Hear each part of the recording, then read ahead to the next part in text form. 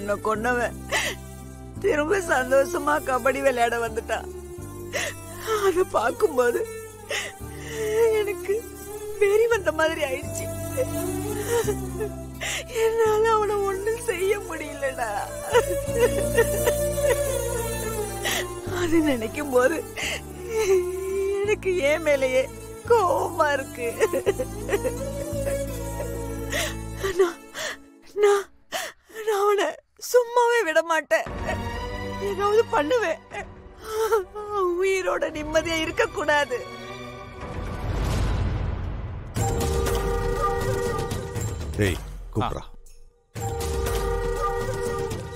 அமுதாமா, அமுதாமா, அமுதாமா.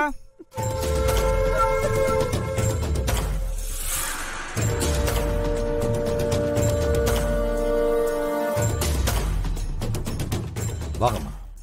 ஐயா, என்னங்கய்யா நீங்க என் வீடு தேடி வந்திருக்கீங்க? இன்னைக்கு கிரவுண்ட்ல நடந்ததையெல்லாம் நான் பார்த்துக்கிட்டு தான் இருந்தேன். எனக்கு மனசுக்கு ரொம்ப கஷ்டமா இருந்துச்சு. அதனால தான் உங்களை பார்க்க வந்தேன். கபடி போட்டியில வேணும்னே உங்க பிள்ளைய அந்த கரிகாலன் கொன்னுட்டான்.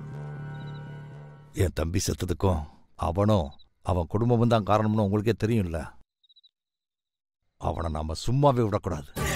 ஆமாங்க ஐயா, என் பிள்ளைய கொன்னவன் நல்லாவே இருக்க கூடாது. ஆனா அதுக்கு என்ன பண்றதுன்னு தான் எனக்கு தெரியல. நீங்க நான் சொல்றபடி செஞ்சா அவனை கண்டிப்பா பழி வாங்க முடியும். நான் சொல்றதை நீங்க செய்யறதுக்கு உங்களுக்கு நான் பணம் கூட தரேன்.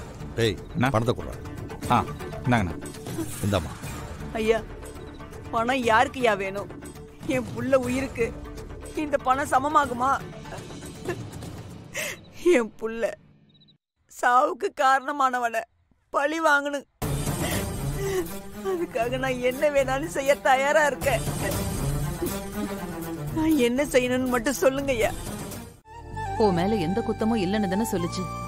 அப்புறம் ஏன்டா நீ அதையே நினைச்சு கவலைப்பட்டுட்டு இருக்க? உலகத்துல இருக்கிற எல்லா விஷயத்திலயும் ஏதாவது ஒரு தப்பு தெரியாம நடக்கதான் செய்யும். தெரியாம நடக்கிறதுக்கு பேரு விபத்து. அந்த பையன் செத்து போனதும் ஒரு விபத்து தான். அதுக்கு நீ பொறுப்பேத்துக்க தேவையில்லை. அதனால உனக்கு எந்த குற்ற உணர்ச்சியும் வேண்டாம்பா. அதை நீ மறந்துரு. சரியா? இந்தா சாப்பிடு.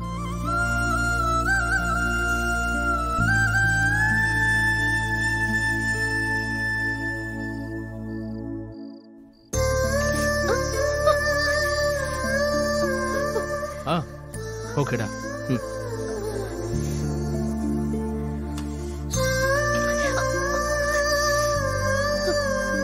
சரி, நான் கூப்பிடுறேன்.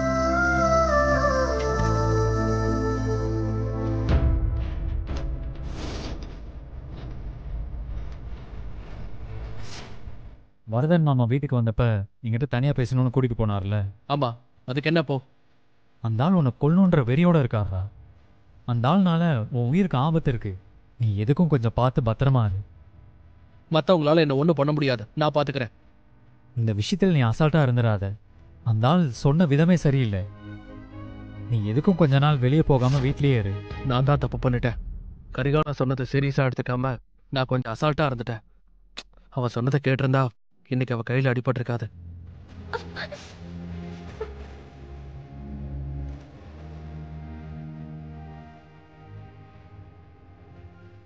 வானதி, கையில தான் அடிபட்டிருக்குல்ல, யாரையாவது ஊட்டி விட சொல்ல வேண்டியதானே?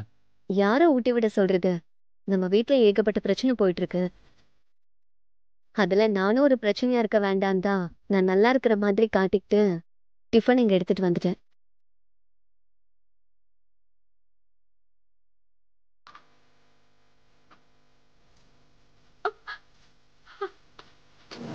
அந்த ஸ்பூனை கூட உன்னால தூக்க முடியல, அப்புறம் எப்படி இந்த கையை வச்சுக்கிட்டு சாப்பிடுவேன்? என்ன பண்றது? எப்படியாவது சாப்பிட்டு தானே ஆகணும். பசிக்குதுல்ல.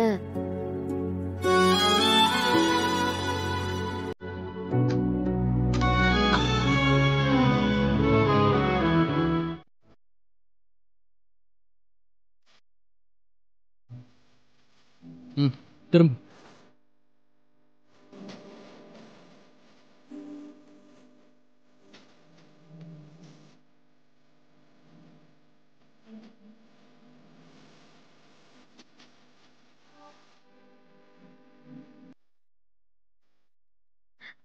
மாமா ம்.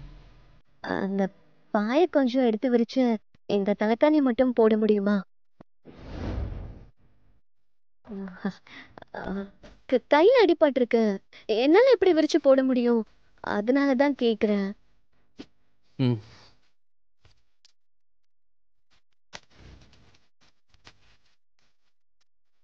இப்படி வா.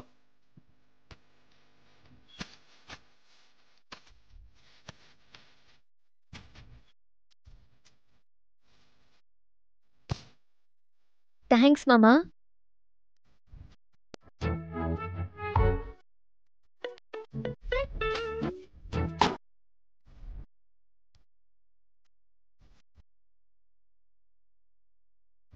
மாமா ம். அப்படியே அந்த போர்வையை கொஞ்சம் போத்தி விட்டுருங்க. சாப்பிட கஷ்டப்படுறான்னு ஊட்டி விட்டா இதான் சாக்குன்னு ரொம்ப வேலை வாங்குறாளே இவ்வளோ.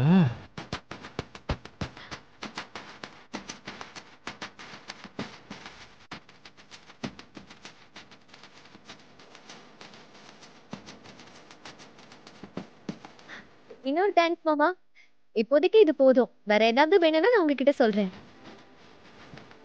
ம்.